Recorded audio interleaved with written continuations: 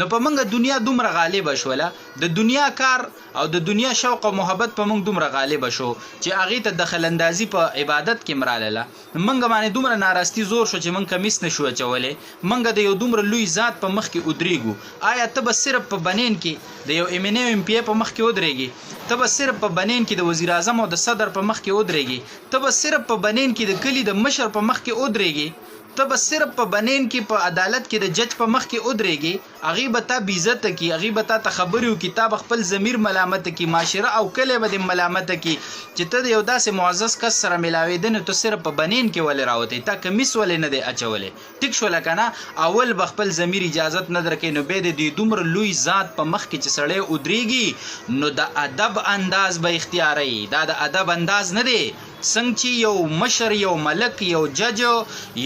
یو وزیر دا به ادبي غني چې ته داغه په مخ کې په بنین کې ودرېږي او کمیس دی وستلې وي نو دوم په بنین کې مونږ کول څنګه دی آیا یو کس بنین اچولې دی په دې کې د مونږ کېږي کو نه کېږي کمیس نشته او بنین دی بنین یا داسې دی چې هغه نستونی پسې نشته دیزي پورې د بدنم پکې ښکاری او بنین یا داسې دی چې سنا نستونی خوشتره خو باقی مټي ټولي سړي هغه ښکار دي نو آیا په دې بنین کې یا په دې شټ کې مونږ څنګه لري د مونږ کېږي کو نه کېږي نو ګوره دا ځان سره یاد ساته چې د سړي عورت نه دی دا د نوم نخکته ټیک شول د نوم نواله تر د پندو پورې دی زنګنانو پورې دی چې دا پټوي دا د سړي عورت دی نو چې فرض د سړي پټوي کنه نو ټیک د بیخور د مونږ شو صرف فریضه بر د ادا شي خو باقی کړه د کمیس نشته یی بنې نه چولې یی مټین غختی دي ټیک شولا یا د په سرتور سر ولاړ دی په دې ټولو خبرو کې بر د مونږ کېږي مکروه کېږي دا رضان سره یاد ساتي دا مونږ به مکروه وي د تبا د فریضه ادا شي خو د مانزه کامل ثواب بد ته ملاو نشي او به ولی څه خبره دا وسه چللې دا دنیا چې کومه دا کنه دا به ضرورت غني او دا دین نه دی عبادت کم د پاره چې موږ راغلی یو دا به مقصد غني نو په موږ دنیا دومره غالب شوله د دنیا کار او د دنیا شوق او محبت په موږ دومره غالب شو چې هغه ته دخل اندازي په عبادت کې مراله موږ باندې دومره ناراستی زور شو چې موږ کمیس نشو چولې موږ د یو دومره لوی ذات په مخ کې ودرېګو آیا ته به صرف په بنین کې د یو ایم پی په مخ کې ودرېږي ته به صرف په بنین کې د وزیر اعظم او د صدر په مخ کې ودرېږي ته به صرف په بنین کې د کلی د مشر په مخ کې ودرېږي ته به صرف په بنین کې په عدالت کې د جج په مخ کې ودرېږي هغه به تا بیزت کی هغه به تا خبرو کتاب خپل ضمیر ملامت کی معاشره او کله به ملامت کی چې ته یو داسې معزز کس سره ملاوي دنه ته صرف په بنین کې ولې راوته تا کمیس ولې نه دی اچولې ټیک شو لکنه اول به خپل ضمیر اجازت نه درکې نو به د دومره لوی ذات په مخ کې چې سړی ودرېږي نو د ادب انداز به اختیاري دا د ادب انداز نه دی څنګه چې یو مشر یو ملک یو جج یو وزیر دا به ادبي غني چې ته داغه په مخ کې په بنین کې ودرېږي او کمیس دی وستلې وي نو دومره لوی ذات په مخ کې آیا دا به ادبي نه ده ټیک شول د دومره لوی ذات په مخ کې ته ودرېږي چې په معاشره کې کم یو سیز عاجزي نه ښکاري کنه او ادب نه ښکاري به ادبي ښکاري په هغه انداز کې د الله په حضور کې ودرېدل دا مکروه دي په دې باندې انسان پس کامل مونږ دی نه کېږي په دې ستا مونږ مکروه کېږي په دې باندې ته ګناهګارېږي نو لہذا دنیا دومره غالب شول چې اوس زمونږ په عبادت کې هم دخل اندازي وکړو په موږ ناراستی دومره زور شول چې موږ اوس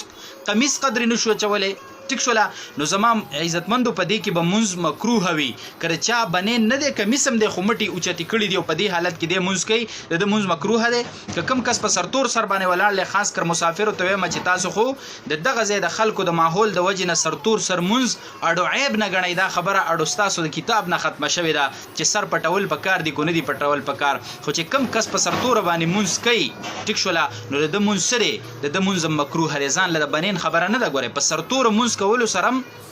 مونږ مکروه کیږي مټي د چا اوچتي وینستونی په دې سره مونږ مکروه کیږي صرف په بنین کې سړی ولاړی او مونږ مکروه کیږي ټیک شو لکنه د چا گیټي پټي دی په دغه کې په پنسو کې یا په کورتا کې یا په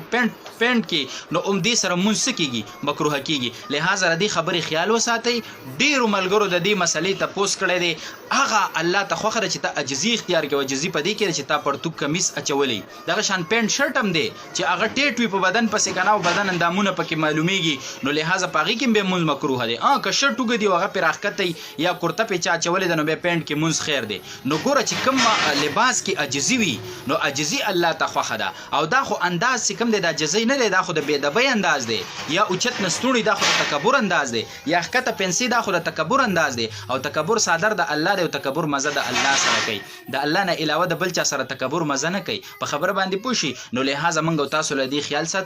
ساتل پکار دي. ډېرو ګڼو ملګرو د دې مسلې تپوس کړی، برای کرم په خپل هم دا مسله زده کوي او مخکې شیر کوي ملګرو ته ورسوي چې په دې مسله پوه شي. صلی الله علی النبی. چې په یو کور کې نارینه مړ وي او دا د چم گاوند زنانه د تعزیت لپاره ورځي، نو آیا دوی دغه پردي مړي مخ کته شي کنه شي کته؟ ګوره دا یو ضروری مسله ده، چونکې دلته هغه د فتنې خطر نه وي او ماحول چې وي نو ټول د خفګان وي او دا غلط نظر وهم ګمان هم پکې نه. خو باوجود د دې مونږ خو به د شریعت مسله معلومو کنه چې دا زنانه د دغه پردي مړي مخ ته کته شي کنه شي کته. راځي چې مونږ وګورو معلومه کو د شریعت مسله. کو چرته مخ ته کته شي نو چې خپل زنانه په باندې پوي کو نو چې تعزیت لورځي نو چې پوره تعزیت ادا کوي او د مړي مخ ته ګوري. ټیک شولا. او کنه په دې کې ګناوي نو چې مونږ خپل زنانه د شریعت د مسلې نه خبرې کو او که په گاوند کې دا د یو مړي د تعزیت لپاره ورځي نو چې خپل زنانه مونږ په دې باندې د کور نه پوي کو په دې مسله چې ګوره دا مسله داسې ده، دا د سړو ذمہواری ده او دا د زنانو ذمہواری ده چې د دین نه ځان خبر کړي د شریعت نه. او دا مونږ او تاسو نارینه باندې ذمہواری ده چې خپل زنانو ته دا مسائل ورسو او هغه په دې مسلو باندې پوهه کو چې آیا دا دې ځکه د شریعت مسله څنګه ده. نو ګوره چې دلته خبره په ساده ټکو کې دا زده کا چې په کم ځای کې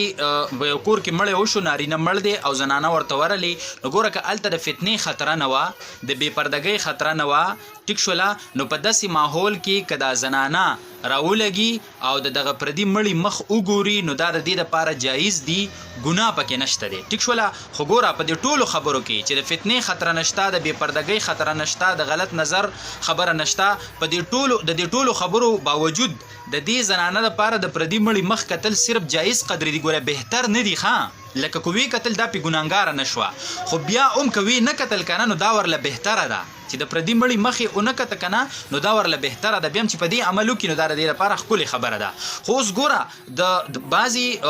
پښتنو کورونه داسې وي، د بعضې پښتنو طریقې کار او کلچر داسې وي چې هغوی مړی په دغه کور کې په انګړ کې کیدي نو نارینه وله ګډوډ راځي او زنانه وله راځي. نو په داسې موقع کې د چم ګاوند زنانه راشي او هغې نه نارینه را چاپېري یا نارینه او زنانه تې ګډوډ را چاپېري، نو په داسې موقع باندې خامخا هغه د پردې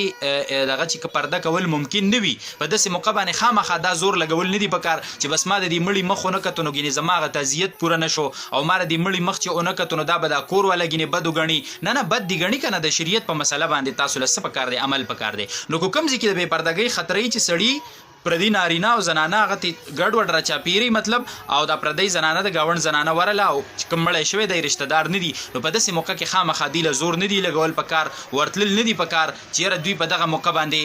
د مړي مخ ګوري او خامخا ورځي. او که نه داسې معاشره وي، داسې ماحول وي چې مطلب کم ټایم زنانه وي نو هغه ټایم سړي نه ورځي، نو په داسې موقع بالکل به ورتلی شي، یا په کم ټایم سړي وي نو هغه ټایم باندې زنانه نه ورځي. نو دا یوه مسله وه چې مختصر الفاظو کې مې تاسو سره شیر کړله چې په داسې موقع باندې موږ له څه کول پکار دي او خپل زنانه په دغه مسله باندې پوي کول پکار دي چې په دې باندې هغوی عمل وکړي. نو ان شاء الله العزیز موږ له به په الله جزای خیر راکوي او دا به موږ نورو مسلمانانو ته مرسو چې هغوی په دې مسله باندې پوه شي. وصلی الله علی النبی.